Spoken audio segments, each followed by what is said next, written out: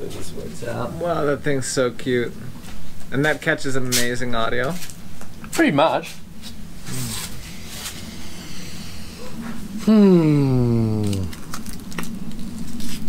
Still trying to wake up from that yoga session. Have you seen the Koa Smith stuff where he's whispering into a mic and waxing board? And Oh. it's super. You might get a kick out of it. It's a Hurley promo that they're just like. I'll have a look. He's like with a really good quality mic. Listen to the wax forming. It's funny stuff, you know. Sounds good. I think we'll just ease into this podcast episode. You were number 1 podcast episode. For the bugs, yeah, so cool. You were number 1. So my face is still there when you can check out episodes. Yeah, you're the first. And when we were talking that time, you were in Budapest. Yeah. And you're not there anymore. I'm not there anymore. Still have residency, but not utilizing it. No. But you're actually more specifically, we're in Sintra. And we've just finished the Sintra Pro. And you did okay. Super stoked on how it all turned out, and for my only world tour event of the year, just radical. Yeah, really, really stoked on it. How did you, did you come here with such big intentions?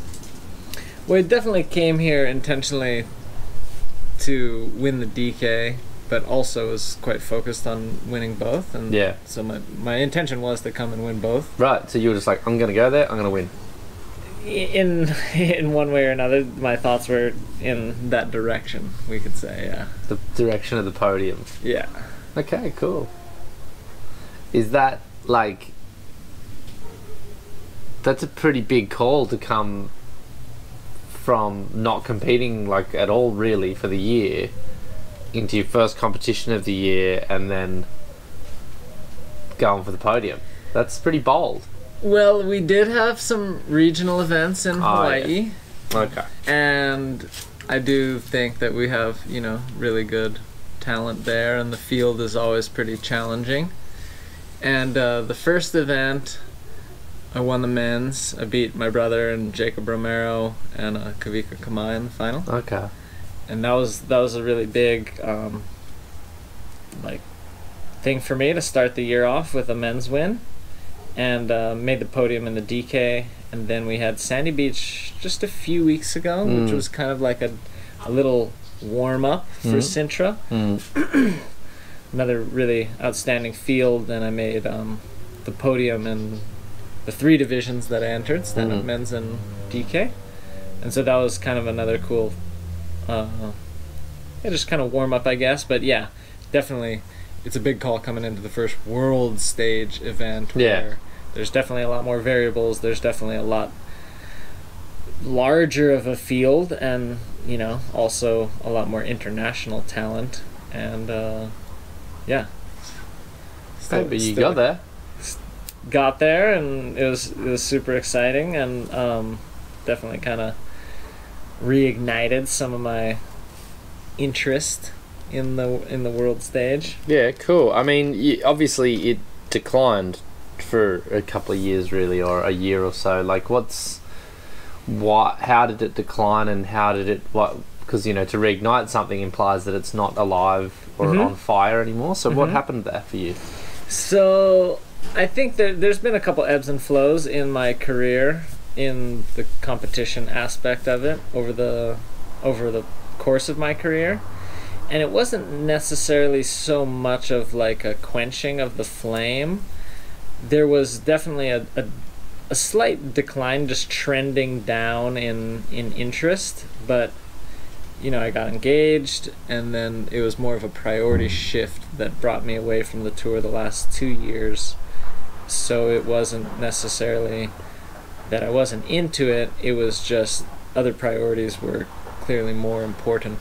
And so I focused on those, and was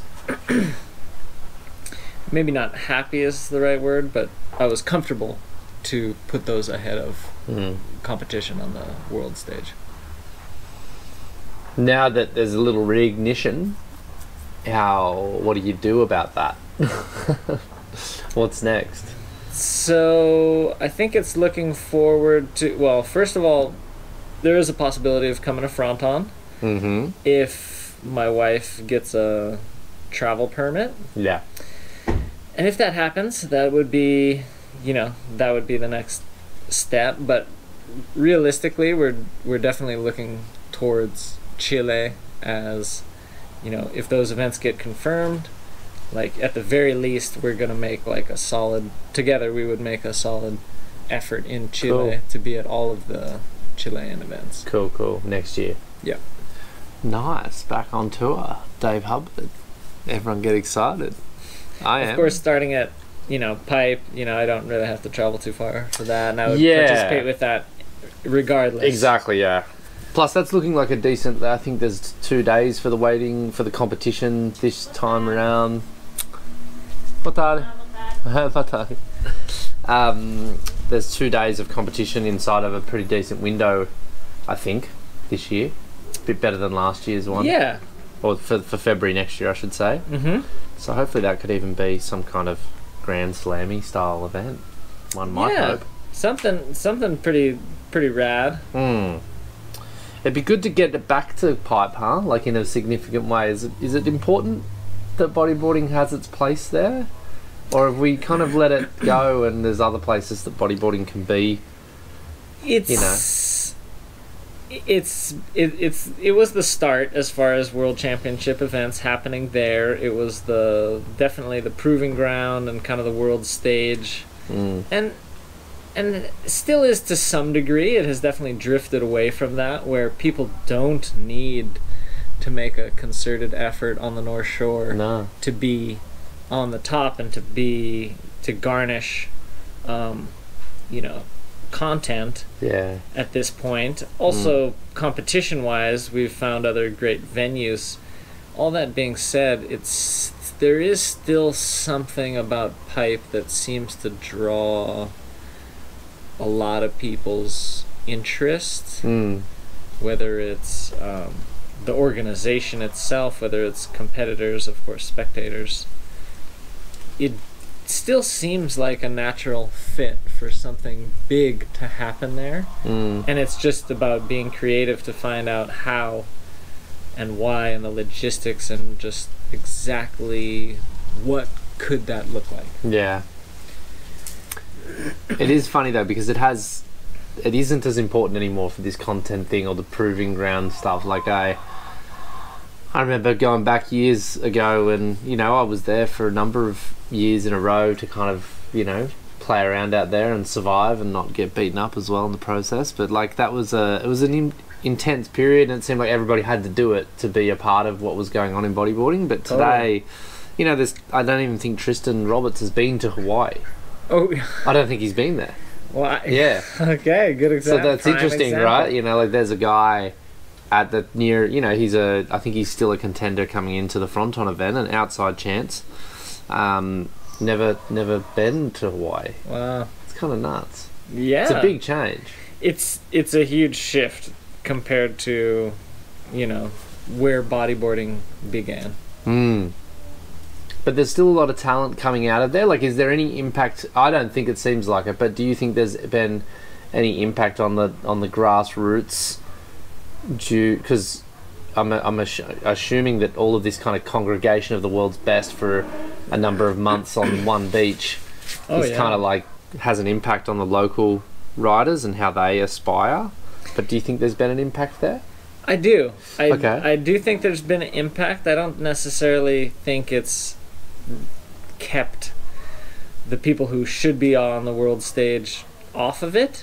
But at the same time, there was a lot of Hawaiians who made a demi-career, we could say, out of just being present on the North Shore when all these international cameras were around and getting their magazine pictures or spots in videos based off of their performance where they would probably be surfing anyways. Yeah, exactly. And now, for example, you know, you kind of have to make definitely a more focused effort. If you want to get footage, you probably have to line up your buddy to shoot you, and then you have to push your content yourself. So I think there's the guys who are, you know, who are up there and clearly deserve to be there, and who are there, that's already happening, and so they haven't been affected as greatly as I would say like the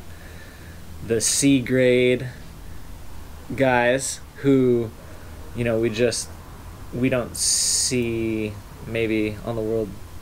The world's not looking at C grade Hawaiians right now. No. But they were when the cameras were coming for that little period of the season, and they get some shots and some waves and jump in the mag if they landed something cool and all that kind of stuff. Yeah, I see what you mean. No, it's a big shift. I mean, what does it say for the future of bodyboarding there? Because I had a good chat to your brother in Arica, and it seems like the future's quite bright in many ways. Like the big Keiki Fest, the most recent one that happened, it sounded massive. Like, and young kids bodyboarding with their parents and like multiple generations. So something around like 120 entrants or something like that to this. It's huge, like massive. So like what's going on in Hawaii then? I think there's a lot of the elements that have always been there are there. So culturally, you know, we got beaches, we got wave riding craft, and so bodyboarding is, you know, definitely one of the main ones, especially to start getting in the water on. It's been such a part of the culture for generations to just naturally trend towards going and jumping in the water, whether it's shore break and jumping on your boogie, or whether it's, you know, some super flat wave and jumping on a longboard, whatever it is. You know, bodyboarding has and will continue to be a big part of just what Hawaii is, especially for the local people growing up there and living there. And in that aspect, if the grassroots and the young kids have, you know, a vehicle to participate, that can kind of fuel their stoke and kind of at least push them for another couple years in bodyboarding. And then I think at the same time, one of the big differences is, you know, it's just become more and more clear to anybody who, you know, gets past those Grom years into their Pro-Am years to see what it takes to become a professional and make a living out of bodyboarding. And it usually means supplementing your career with another part-time job, like at the very least. So, you know, there's the illusion of being a full-time professional bodyboarder has mostly like faded away, whereas there was a total reality at one point that like you could even be a C grade rider and at least have probably the same support as the A grade riders have today. Big change. Huge change. Not a terrible change in my opinion, because I think it's kind of cool that people have jobs anyway, you know, like I find it weird that you would get paid to go bodyboarding. Like, you know, like it's just a weird idea to me. Like, like it's not real. Like, that's like a pretty wacky thing. And like, you know, like it's good if you can get it, of course. Of course. What's less real is going bodyboarding and then playing around with social media and that being that's the career. That is, that can be. You play on your phone, you play in the water, and that becomes a career. That's less real even than just getting paid, going to be a sportsman. An influencer and whatnot. Says the guy that has an Instagram account that's never been posted to on the main feed. Never. That have done a story though. I've done a few stories. You've checked in. I should probably do a little more. That's alright. Do what you do. You're fine. Cheers. Speaking about next generation Hawaiians, you know, you did mention as well that you came here to win the drop knee and you didn't. And you were beaten by a young Hawaiian, that next gen, Sammy Moratino. got his 3rd straight drop knee world title, and he's a sudden this year a completely out of left field contender for the world title in prone. Totally. And he deserves to be there. He's surfed his heart out to get to that point. Yep. I mean, how did it feel to lose the other day? Of course, the initial feeling was, not pleasant. We could say that. Yeah. At the same time, he's somewhat a product of, the versatile riding that I represent. I wouldn't say like he's a direct product of me, but there was, probably for the last maybe 10 years or so, not many people waving the versatile flag. No. And Sammy, Mac, Kavika, those guys are waving that flag very proudly and really picking up on that versatility, and they all ride in all 3 stances at a very high level. So on one side, if I take myself completely out of it, it's pretty epic to see exactly what you just described, where somebody is winning the DK World title and they're in the running to win the men's, and I think that's something super exciting. I think that's amazing for the sport. I think that's been a long awaited kind of shift, and I think it's really healthy for the sport in general, and I think spectators and just all aspects of the sport are really kind of responding to that and becoming more open. I think that's also gonna help to inspire future generations to look more seriously at the versatility of our craft. You took it away from yourself pretty easily there, didn't you? Let's bring it back. So the initial response to losing was not pleasant, but I mean, how does it make you feel about your, do you know where you went wrong? Do you reflect on, how did you lose that final? So... Because you were, I was like, either one of them can win this final. And I didn't know, there was no clear advantage one way or the other. You both had been riding really well throughout the event. It seemed inevitable that you two would meet in the final again. They may as well have just scrapped the rest of the event and just gone straight to the final, in my opinion. But no offense to everyone else who competed. But so how did you lose the heat? And I think each of the finals has really come down to wave conditions. Yeah. I would say that he has had the advantage in each of the finals.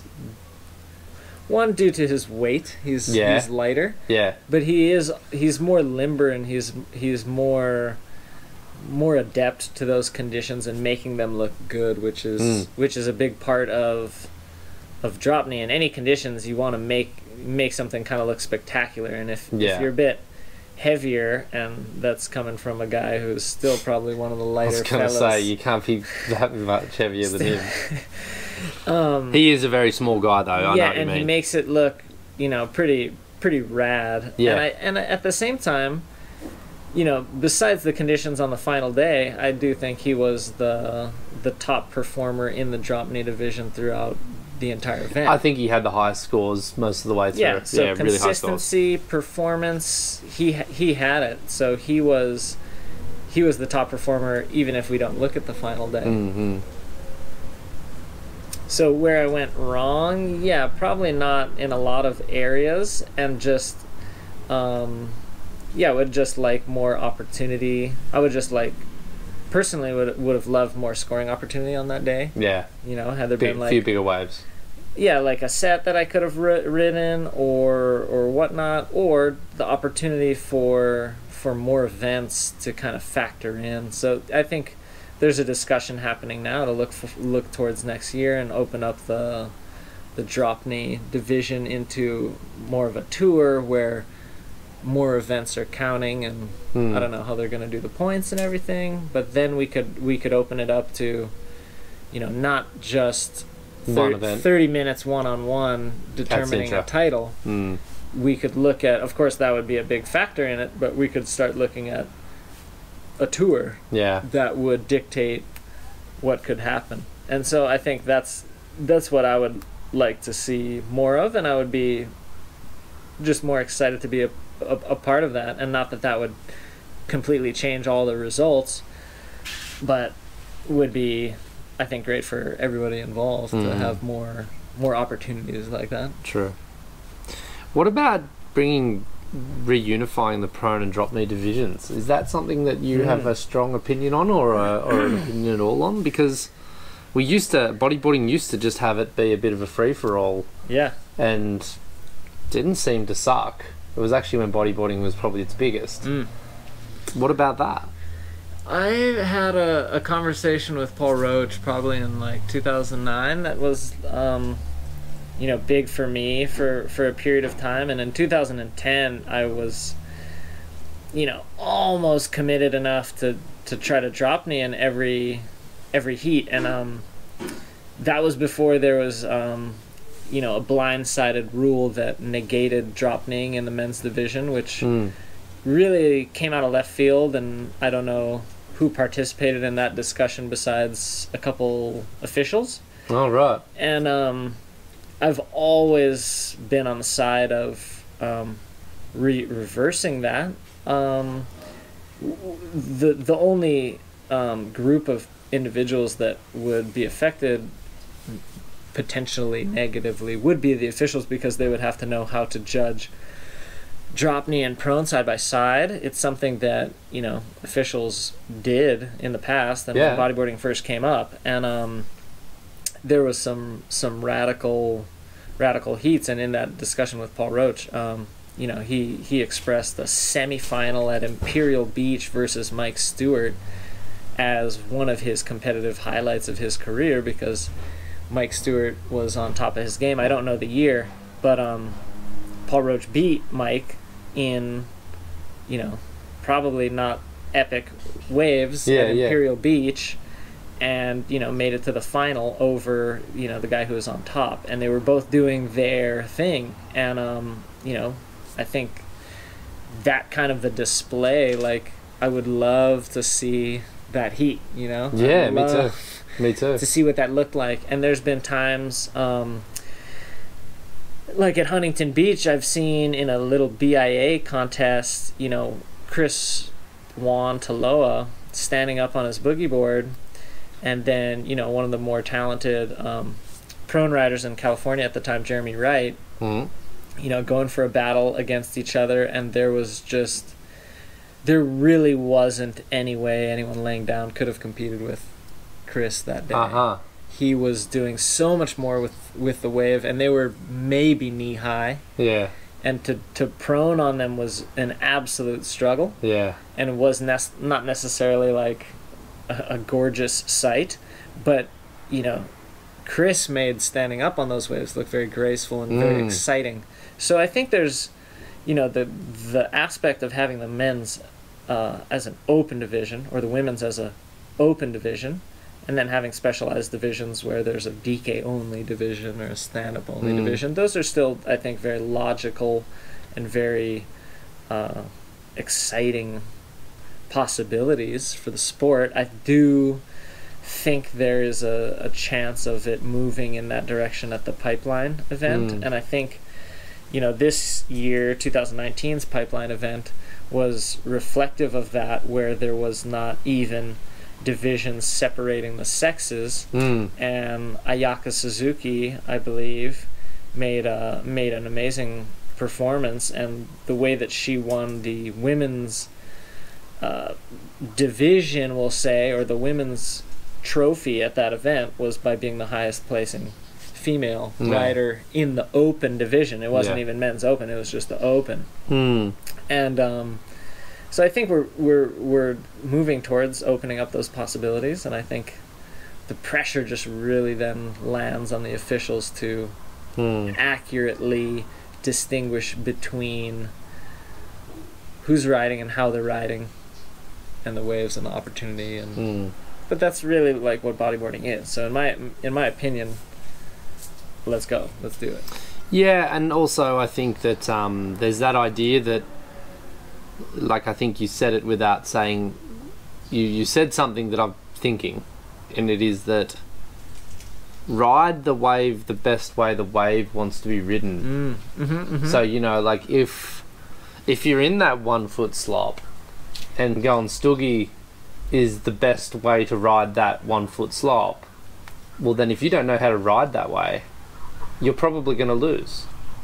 You know, and then, you know, like if there's like a good wave for drop knee, well then, and you're riding prone, well then you may lose to the guy that knows how to drop knee well, or the woman who knows how to drop knee well. So I guess it's just about riding the way the wave wants you to ride best, you know? And that's like a big part of why, you know, there's a bunch of guys out there that ride in a versatile manner, because they don't want to be put into a box, and they want to let the wave dictate what they can do. And I think that's, you know, super interesting, because the other wave riding sports, they're boxed in. They have a stance. That's what they need to do on their craft. Whereas we have the opportunity to ride in a few different ways. I mean, a lot of different ways, but there's kind of 3 main ways. And they're all super functional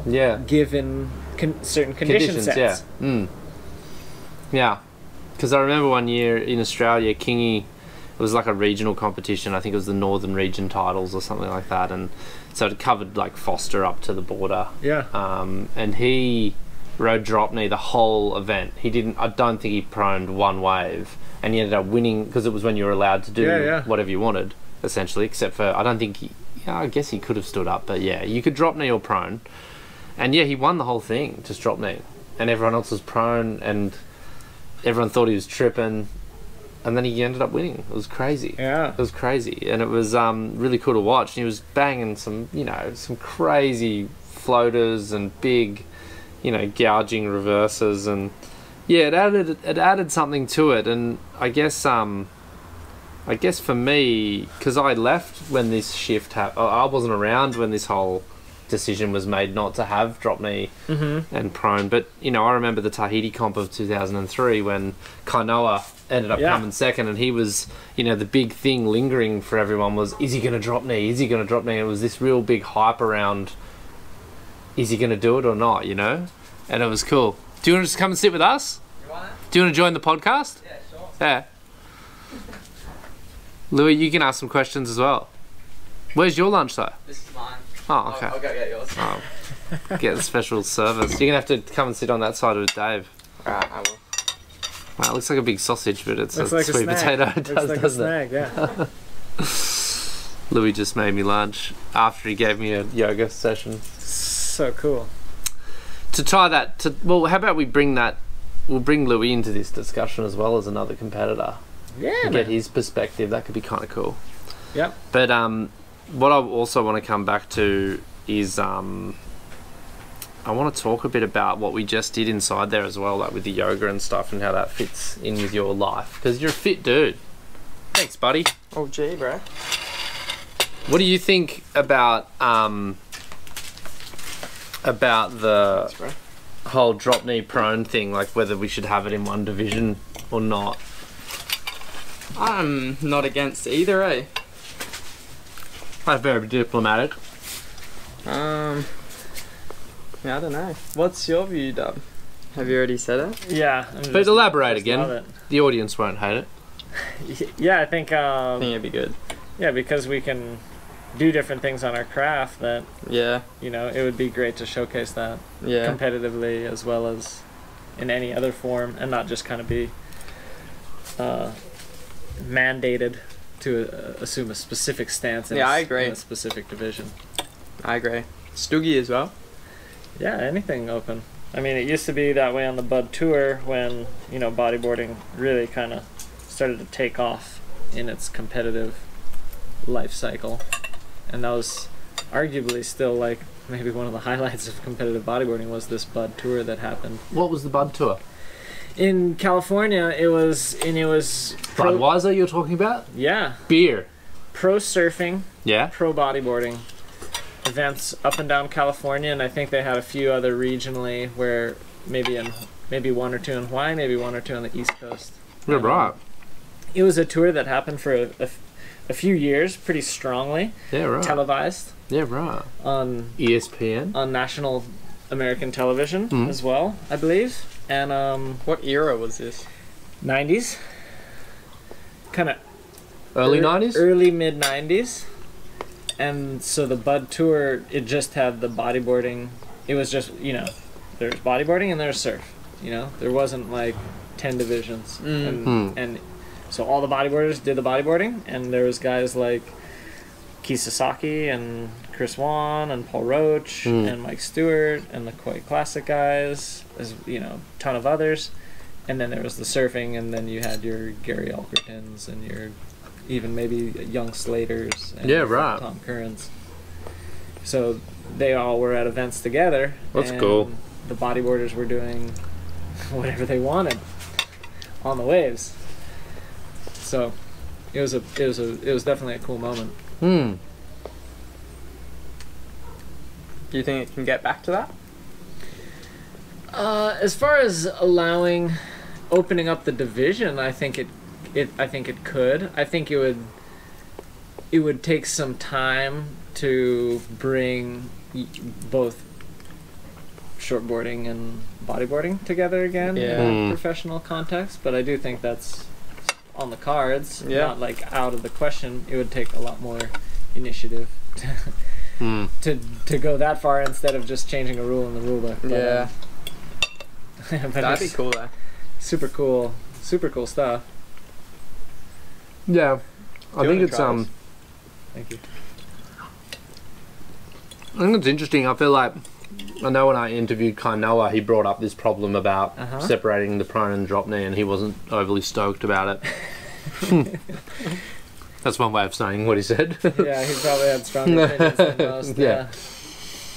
And he thought it was a terrible moment for the sport. Like, are you with him in that? Like, do you feel like it's set back the sport in some ways? Yeah, it has. Yeah, almost 100% without a doubt. It has brought setbacks in, and I don't think there was any benefit whatsoever of that rule being placed. So I don't think there was any benefits, and there has been drawbacks. Only drawbacks. Yep. Would one drawback be, just off the top of my head, I'm feeling like one drawback might have been like the types of locations we were trying to position ourselves in. We might have been open to more point breaks and more, venues, yeah. Whereas instead bodyboarding kind of went hardcore on the slabs and the hectic stuff. Do you think it might have changed that? Because definitely. Yeah. Definitely. Whereas, just looking back at the Hoff Pro, at Saint Lou and Reunion Island, that was an amazing event for prone riding, but kind of a wave like that wouldn't really be looked at in nowadays as a venue for prone riding, even though that event was amazing for spectators. It looks amazing too, yeah. And I really miss complete riding, whether it's pro and drop knee or anything. Complete riding, what do you mean? Just having more maneuvers on a wave and just linking up more than take off, bottom turn, hit the lip, which not to take anything away from that, I think that was a very progressive move when that was allowed into our criteria to have one powerful maneuver, because of course one of the best things you could do on a bodyboard is probably launch a huge air reverse. Yeah. And if you're doing a huge air reverse, you're probably not doing rolls before or after. And spins to link up all these maneuvers. You probably have to focus all your speed on that one section. So, I'm definitely not taking away from that one maneuver, because I think it's spectacular and it is a part of what bodyboarding brings to the table as something that's awesome. At the same time, to answer your question, venues have definitely been overlooked and leaned towards in favor of offering that one boost. It's interesting because we I think Antofagasta was the first and only wave I've experienced on the tour where it seemed to have that opportunity to link for linking moves, but even then it didn't seem like it mattered to the judges if you did or not. Which was quite frustrating to see. Like, there was a good opportunity there, even Punta Dos in Iquique was a similar one. You know, there's a chance to like link a few moves through that wave. But yeah, I feel like even still, it wasn't really being rewarded. It was almost like there's a setting in the judging. We've been stuck in that mold for so long that is what gets an excellent score. Exactly, is that one big maneuver. But you know, that's not what the criteria dictates. The criteria dictates that that is an option and an avenue to achieve a perfect score, but it's not the only way to do so. Because you're a judge as well. I've taken the judging course and probably would pronounce myself at level 2 or 3, even though my qualifications probably are only at level 1. No, I would too. Do you feel like it's like you've done the education? Yeah. Is it hitting all the marks, in your opinion? It was a very good course. I think you know, I was so thankful to Craig to finally offer that, and I think it was just I think Alex took it with me, and this was in Tahiti a few years ago, but I had for 6 or 7 years had just been hoping that they would do a course and offer it to people in English, because there was a couple times I missed, but it was in Portuñol. Like in South America where they did it in Portuguese and Spanish, but it wasn't necessarily like a English-based course. Okay. That had used to happen annually at the pipe event. They used to offer it, and so anyways, it's a great course. And I think what's missing in the course is just practice. Practice. And I think there could be, you know, just some video component to it where as a class we watch a wave. Well, of course, first you'd have to watch the conditions. So, you know, you watch a few empty waves break. And, okay, these are the conditions on this day. And then you watch somebody ride a wave. And then you put a score, and then you kind of get assessed by your instructor on, like, why, you know, the average score was X. And you would then look at what you had given it. And then you could go over some heat scenarios and kind of move forward. You do your interference calls. Yeah, that's pretty important. Based off of, you know, some video examples. And so I think, you know, some video examples would be one of the ways to improve that course. Okay. The course in general I felt was good. And I think what comes after the course is on-site practice, being a judge and getting your hours. So I think that's where you're really going to get, in any field, you're going to get the majority of your education once you get kind of brought into how to relate to this like field or whatever you're doing, and then you practice. So there's none of that at the moment? No, there is, but it's, I guess you gotta kind of hunt it out or know when it's being offered, and I don't know. Yeah, there's no like video review in the classes that I know of, but yeah, it would just, I think, because the class itself was great for me as a competitor. It was also great for me as somebody who participates and helps out with, you know, small events like, you know, children's events and Grom events, you know. And it was, you know, a great way for me to even just know, you know, how to give motivation or instruction to younger guys at contests, you know, where, you know, I had a moment with James, the young South African, before the junior final, just because he was nearby, and I just gave him some pointers based off of, not necessarily riding, but based off of, okay, this is maybe how to approach it so that you can get higher scores. Mentoring. Yeah, so I think there's a lot of ways that I mean, that's a big part of a huge part of competition is this construct that there's a group of individuals judging the competition, and that's just the way it's set up right now. And so insofar as that's the construct, then we can still, way to do it.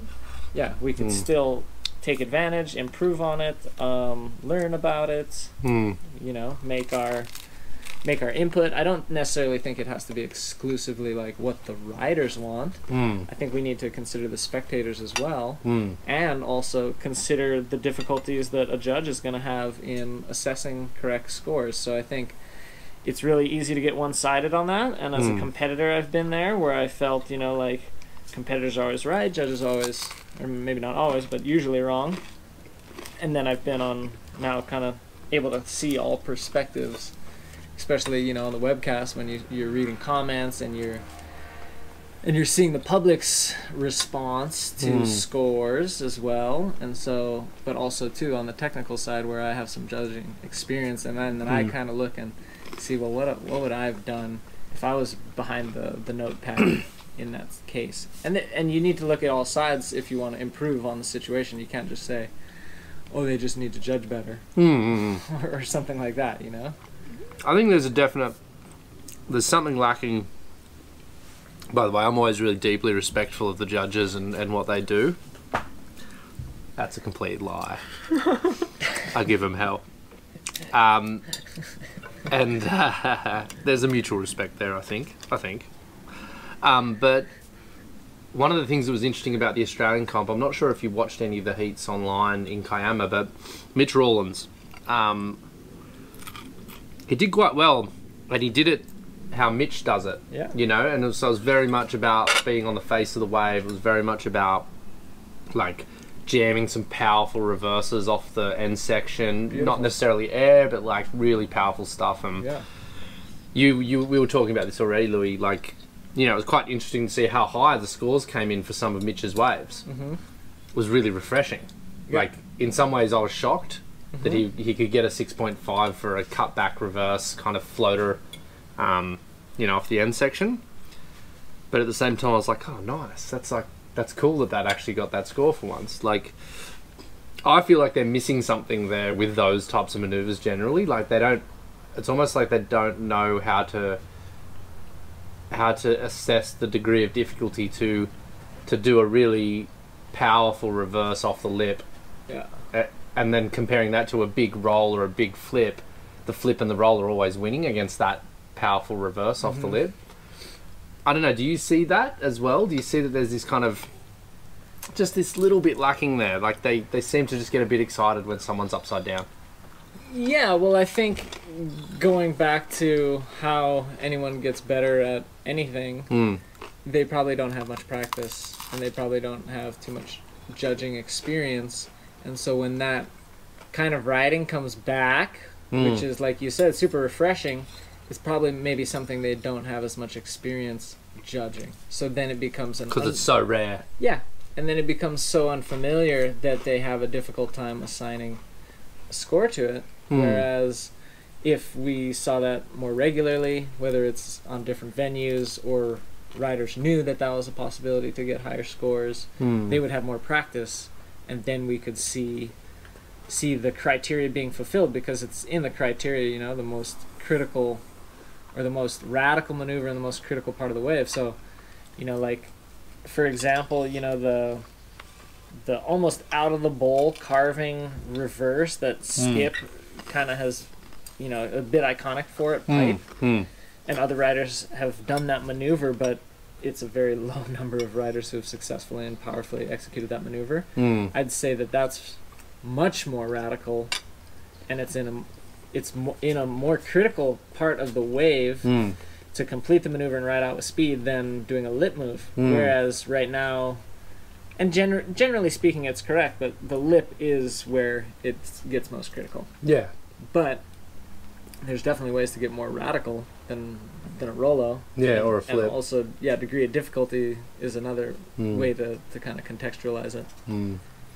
But it's a funny thing, because, you know, you bringing you into this, Louis, like, remember that's a pretty interesting quote. I'm going to quote you now on it, but, like, you said something about in Antofagasta, you were like, you never feel completely great about the way you have to surf in some of these comps.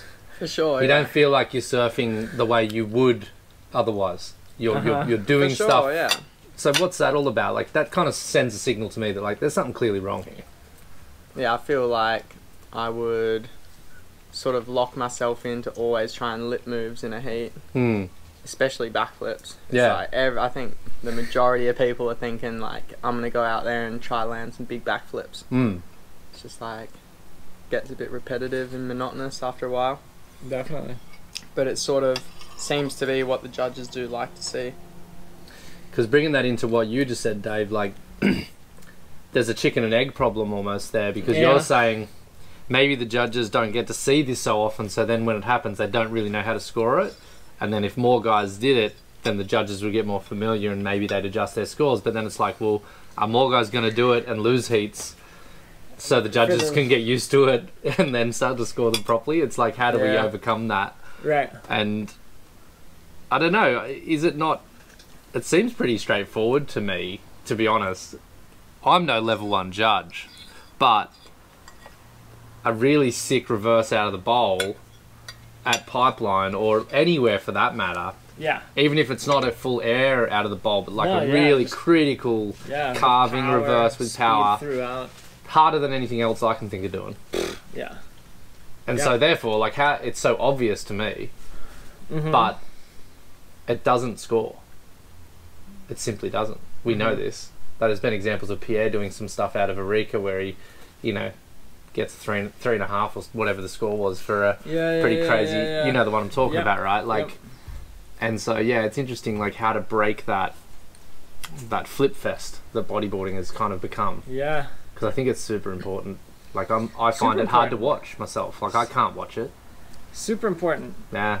So I mean, that's another how we even got here, was that, okay, does allowing people to drop knee and stand up open that up? I think that would even open up prone riders to approach the wave a little differently too. And of course, we're looking at venues as there's so many factors that need to be a part of that movement. And at the same time, you know, if the wave is mediocre and it's going like pretty fast, a backflip is probably the best possible thing you could do. But if you have an open face, if you have more of a dynamic wave to ride, then it's probably not, unless it's linked with other maneuvers. And so there's a few different things. It's not just a quick fix here, but it's a great discussion.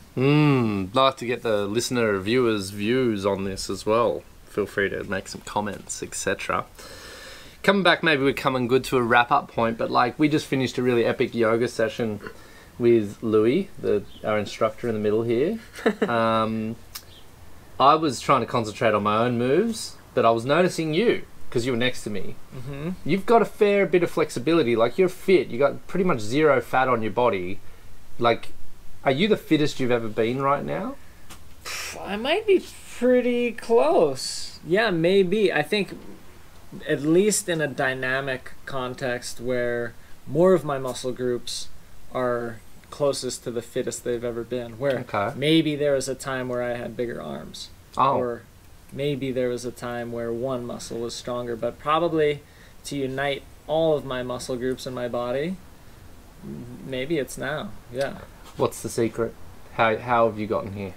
Well, yoga's been a part of my preparation for this event. And it's been a part of, how I've approached my health and vitality over the last, like, several months, specifically.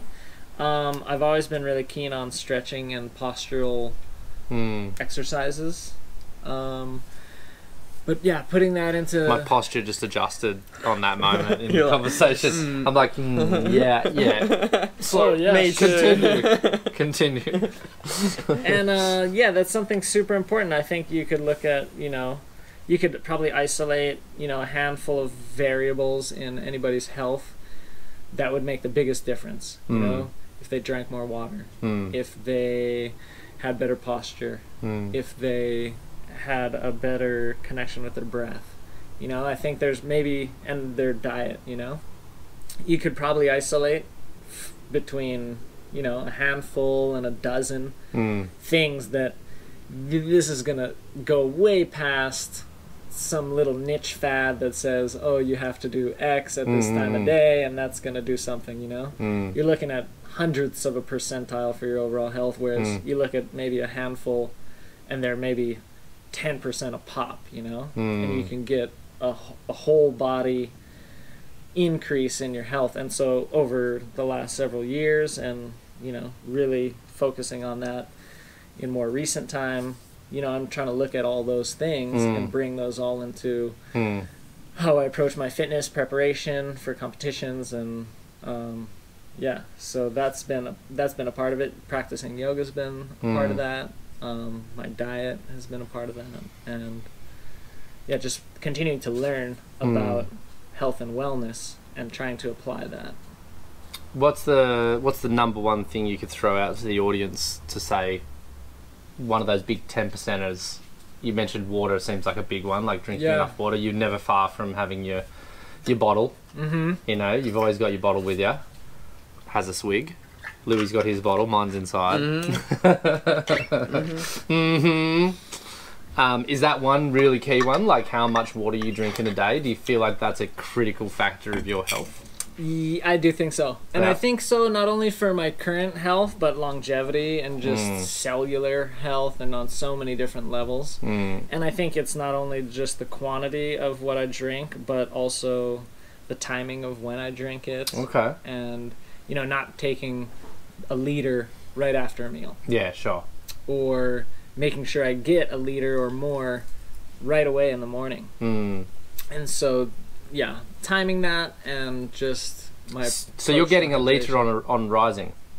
At least. Okay, that's interesting. That might be something interesting for the audience. So like you're cracking a liter, you're waking up and you're... Yeah, so like probably in my day it's between like 5, say maybe an average is 5 liters. Really? Whereas like 1.5 in the morning and then, you know, at least another liter before my next meal. Maybe, you know, and then staggering it like that, and in between there's more liters happening, and if there's a big break between meals, then I can put more liters in. And I mean, maybe it's over the top, but you know, the body is smart enough to be able to flush out whatever was unnecessary. Yeah. And I think there's some similar stuff with other nutrients we take in. Salt gets a bad rap. I think our body's smart enough to ditch the salt if we're taking in too much. And if salt's not coming from processed foods, I think that it's amazing, and our body can take what it needs and let the rest go. If we did have too much. Yeah. And so I think, looking at the foods I eat is another one, to have it being really veggie dominant. Are you a vegetarian? I'm like a pescatarian now. Yeah. And I try to have, you know, between 50 and 70% of each meal be based on veggies. Yep. Of course, if they're fresh and if they're locally grown, and of course if they could be organic, then all those things make them a higher quality. I've heard somebody say that they're not like a vegetarian or they're not a vegan or this or that, but they're a qualitarian. A qualitarian. And they're like, that's a good one. They're good with meat, they're good with butter, they're good with all these different food components, and they're not necessarily eliminating dairy or gluten or whatever, but they're just looking for quality in the food that they eat. So that's, you know, that's another thing to kind of look at is... That makes sense. I mean, like I said, there's about a handful that have been important to me, and maybe they're different for other people. How does all that sound, Guru? Sounds really good, for sure. I passed. No, you just got well, I mean, you're focused on this as well a lot, so it's interesting to get your perspective. Just like, I definitely agree with the holistic approach, rather than, like you said, thinking of finding a fad, some secret pill you can take to shed 10 kilos in 10 weeks or whatever. It's like, you just got to look at your lifestyle, and it's really not that hard. You can simplify it, drink lots of water, eat good food, and just move well, and train your mind somehow, whether that's yoga or meditation or just taking a break to sit still. So I think mental health is a big one these days, not just physical health. Huge, yeah. You don't hit the booze either, do you? No, I haven't drank for maybe 8 years or more. 8 years. Yeah. That's got to help with the body fat percentages. Yeah, and I had a big issue before with weed and was kind of dependent on it, and I've been like 5 years off of weed also. Okay. So, yeah, like substance free. And that's really good for me. You know, I can really only speak about what works for me, and that's been such a huge thing in my life.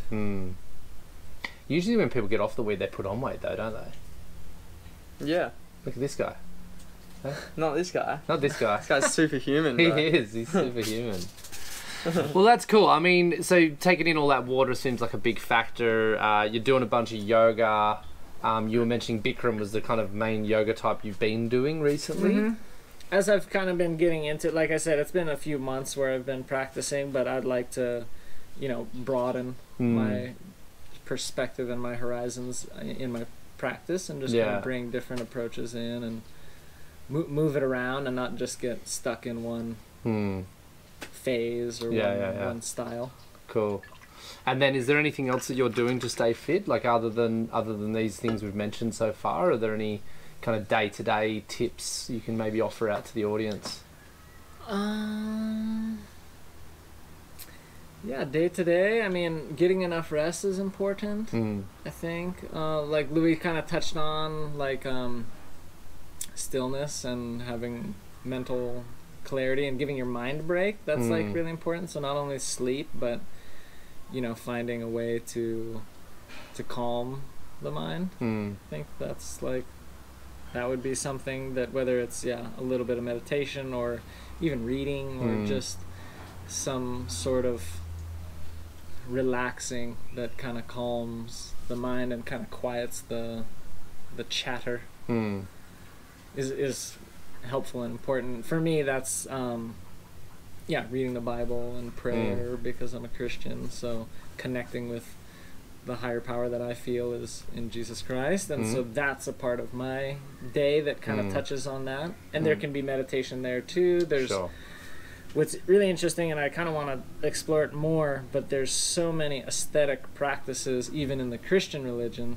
that like touch on meditation and touch on these kind of, they would kind of go maybe hand in hand with like some Eastern mysticism, but they're in the Christian context. So there's a lot of different stuff, and we've had that conversation before where you listen to Stoic theology, different ways to kind of find some clarity and peace. Did the weed help? Like, did you have a really hyperactive mind though? Are you kind of that way programmed, or you always been chilled? I think that was a draw to me, that it did numb out. Yeah, that's what I was thinking. Part of the mind, and made it a little easier to focus on something else. Exactly. Like hone in, or at least heighten some sensations that drew me into thinking about one thing, whereas instead of having other things happen. But I think, whether it's mitigating pain, or whether there's so many different things where we rely on like a crutch, whereas our mind or our body, or we've got amazing machinery that can probably deal with almost everything that we have going on. We don't probably need to go external to find solutions, and I think that's where a lot of problems arise in our society with addiction or codependency and other things, where they're arising from our reliance on something outside of ourselves, like in the material world more specifically. Sure.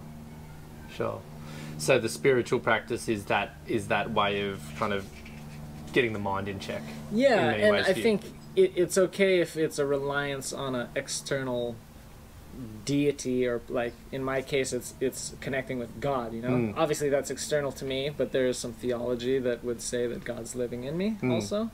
But if I'm reaching outside of me to take a pill because I have pain, that's not addressing the issue, and that's not solving the problem. And if I'm smoking so I don't feel sad anymore, I'm still probably going to feel sad later.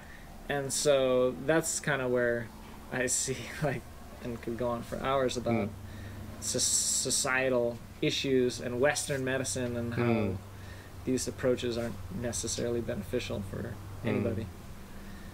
There we go. So I guess the short way to wrap that, because we could have gone on for hours, but like the short way to say it is just like, I like the idea that all the solutions are inside us. That's an interesting way to say it.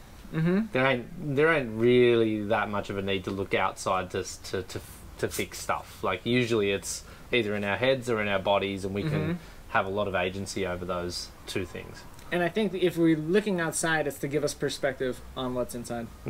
So whether Hence it's God. Yeah. Yeah. Ultimately, you know, whether it's a mirror in a yoga studio so you can see your posture, whether it's therapy or speaking with a good mate about a problem and then giving you some insight and you saying like, actually, I do feel that way, but I didn't notice. Or whether it's reflecting on, you know, for me, it's the Bible and prayer, and then I get a different perspective that, I can see a little more clearly what's inside because I've used a lens to look back in, and then I can move forward instead of just having an outside view or strictly an inside view without any input. Cool. No, that works. That works. Final question to wrap it up. We just came off the yoga session. You've been practicing a lot. Like, how did the teacher go? He's about to launch a website, and we've got to like let people know if it's worth tuning into. Went insane, yeah. I was super stoked, and yeah, there's certain things that I like from instruction and that just benefit me. So it's not necessarily like right or wrong, but I felt that Louis' instruction was easy to follow, and it was done in a way where it wasn't impeding my practice, you know, whereas sometimes it's not always conducive and it doesn't always lead you. Sometimes it's pushing, or sometimes there's this tug of war, and so it was a great practice. So thank you, fella. Here's your $20. I reckon that's a perfect way to finish the podcast.